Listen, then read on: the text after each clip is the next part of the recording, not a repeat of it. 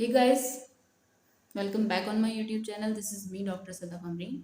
आज हम बात करेंगे गैमेटोजेनेसिस के बारे में। गैमेटोजेनेसिस से आप क्या समझते हैं? It is the process by which the male and the female gamete that is sperm and ovum are form respectively in the testis and ovary. Gametogenesis एक प्रोसेस है जिसमें क्या होता है, मेल और फीमेल गैमेट बनते हैं। मेल और फीमेल गैमेट क्या है?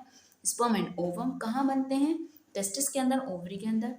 तो ये कहलाता है गैमेटोजेनेसिस। गैमेटोजेनेसिस के अंदर दो चीज़ें इन्वॉल्व हैं, स्पर्मेटोजेनेसिस एंड oogenesis। स्पर्मेटोजेनेसिस जो होती है, बोला जाता है that is the process which is involve in the formation of sperm is called spermatogenesis and oogenesis is called the formation of ovum.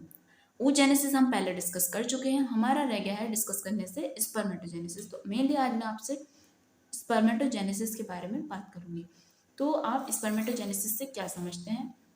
Spermatogenesis, it is the process of formation of sperm is called spermatogenesis, or we can say that the process which is involved in the development of spermatid from male germ cell and their differentiation into the spermatozoa, or we can say that sperm is called spermatogenesis। ठीक है, spermatogenesis आप इस तरीके से समझिए कि किसी भी मेल के अंदर कितने क्रोमोसोम होते हैं? 44 XY। ठीक है, इन्हें बोलते हैं हम स्पर्मेटोगोनिया। इनके अंदर माइटोसिस होती है या बोलेंगे हम माइटोटिक डिवीजन। तो ये कन्वर्ट हो जाते हैं प्राइमरी स्पर्मेटोसाइट जो कि कैसे होते हैं? Diploid 44XY।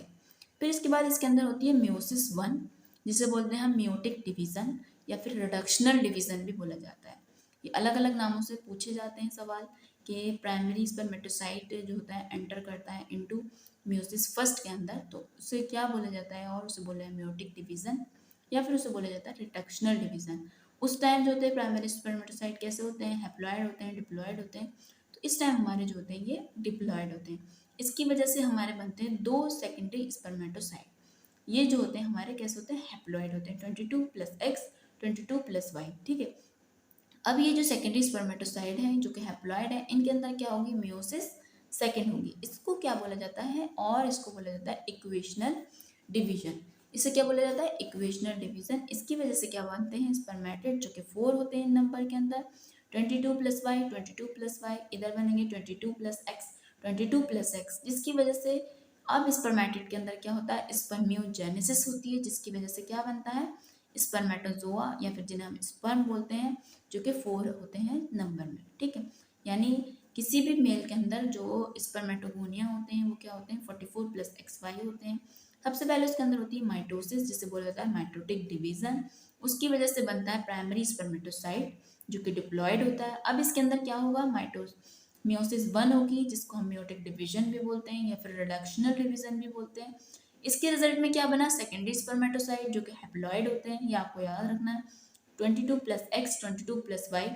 जब इसके अंदर म्योसिस सेकेंड होगी तो इसको बोला जाएगा, और बोल सकते हैं इक्वेशनल डिवीजन। इसके रिजल्ट में बनता है स्पर्मेटिड जो कि कितने बनते हैं ये भी आपको याद रखना है कि एक सेकेंडरी स्पर्मेटोसाइट दो स्पर्मेटिड बनाता है, दो सेकेंडरी स्पर्मेटोसाइट है तो मिलकर बनाएंगे 4 स्पर्मेटिड।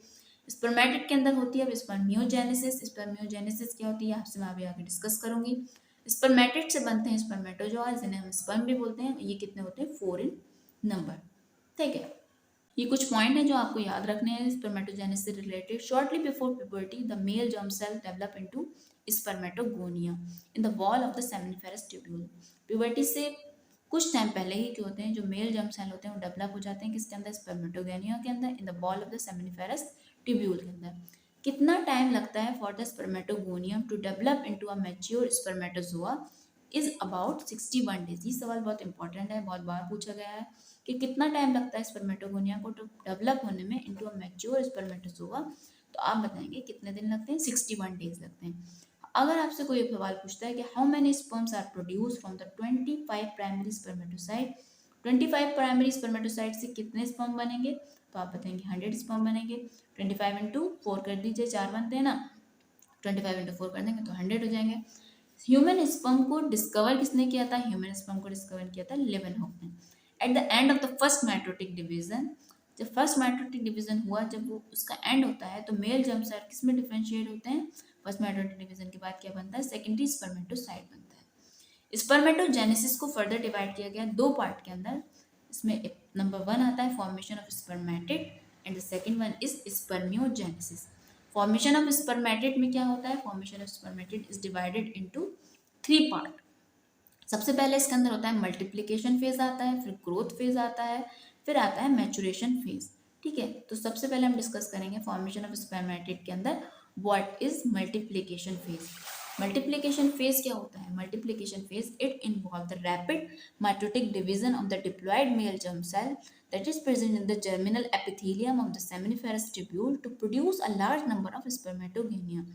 मल्टीप्लिकेशन फेज से क्या होता है? इसमें क्या होता है? रैपिड माइटोटिक डिवीजन होता है डिप्लॉयड, जो कि मैंने पहले भी बताया अभी आपको फिगर में, उसमें जब चार्ट दिखाया था स्पर्मेटोजेनेसिस का, किसमें होता है? माइटोटिक डिवीजन होता है डिप्लॉयड मेल जर्म सेल का। ठीक है, उससे क्या होते हैं? Large number of spermatogonia produce होते हैं।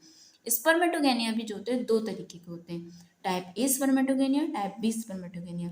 टाइप ए स्पर्मेटोगेनिया डिवाइड करते हैं टू फॉर्म एडिशनल स्पर्मेटोगोनिया, और टाइप बी के होते हैं, ये जो होते हैं are the precursor of sperms होते हैं। ठीक है, नंबर 2 आती है ग्रोथ फेज। जो टाइप बी स्पर्मेटोगोनिया होते हैं वो ग्रो करते हैं किसके अंदर? प्राइमरी स्पर्मेटोसाइट के अंदर, by obtaining nourishment from the Sertoli cell. यानी स्पर्मेटो जो टाइप बी टाइप के होते हैं वो ग्रो करते हैं किसके अंदर? प्राइमरी स्पर्मेटोसाइट के अंदर। कहाँ से नरिशमेंट ऑब्टेन करते हैं? फ्रॉम द सर्टोली सेल से। उसके बाद आता है मैचुरेशन फेज। मैचुरेशन फेज को हम कैसे कैरेक्टराइज करते हैं? इसमें होती है मियोसिस। ठीक है, जो डिप्लॉयड प्राइमरी स्पर्मेटोसाइट था उसके अंदर मियोसिस होगी फर्स्ट, उसके बाद रिडक्शनल डिवीजन भी बोल सकते हैं हम इसका। उसकी वजह से क्या बनते हैं? 2 हैप्लॉइड सेकेंडरी स्पर्मेटोसाइट होते हैं, अभी मैंने आपको चार्ट में बताया था। उसके बाद क्या होता है? Immediately follow by the meiosis second होता है, जिसके बाद उसे इक्वेशनल डिवीजन भी बोला जाता है। ठीक है, इन ईच सेकेंडरी स्पर्मेटोसाइट, जिसकी वजह से क्या होता है? 4 हैप्लॉइड स्पर्मेटिड बन जाते हैं। ठीक है, स्पर्मेटिड के अंदर फर्दर क्या होना है? स्पर्मेटिड के अंदर फर्दर क्या होना है? स्पर्मेटिड के अंदर जो होती है स्पर्मियोजेनेसिस होनी है। The transformation of spermatid into spermatozoa is called spermiogenesis. यानी ट्रांसफॉर्मेशन जो होता है स्पर्मेटिड का, जब स्पर्म बनते हैं या स्पर्मेटोजोआ बनते हैं, वो प्रोसेस हमारा कहलाता है स्पर्मियोजेनेसिस। स्पर्मियोजेनेसिस के बाद जो होते हैं स्पर्म्स हेड जो होते हैं वो एम्बेडेड रहते हैं कहाँ? Into the Sertoli cell. ये सवाल पूछा जाता है, याद रखना है कि स्पर्मियोजेनेसिस के बाद स्पर्म हेड कहाँ पे एम्बेडेड रहते हैं? आप बताएंगे सर्टोली सेल के अंदर। एंड फाइनली रिलीज करते हैं from the seminiferous tubule by the process of spermiation. किस प्रोसेस से निकलते हैं? By the process of spermiation. ये बात हुई हमारी किसकी? स्पर्मेटोजेनेसिस के अंदर। स्पर्मेटोजेनेसिस से आप क्या समझते हैं? स्पर्मेटोजेनेसिस का सिंपल मतलब ये है formation of sperm is called spermatogenesis. Spermatogenesis के अंदर हमने बताया आपको कि क्या होता है कि किसी भी मेल के अंदर जो होता है 44XY क्रोमोसोम होते हैं।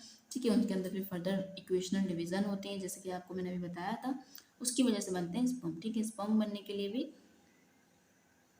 हमने ये डिस्कस किया what is spermatogenesis. I hope you like this video. If you like, please hit like button and share with your friend.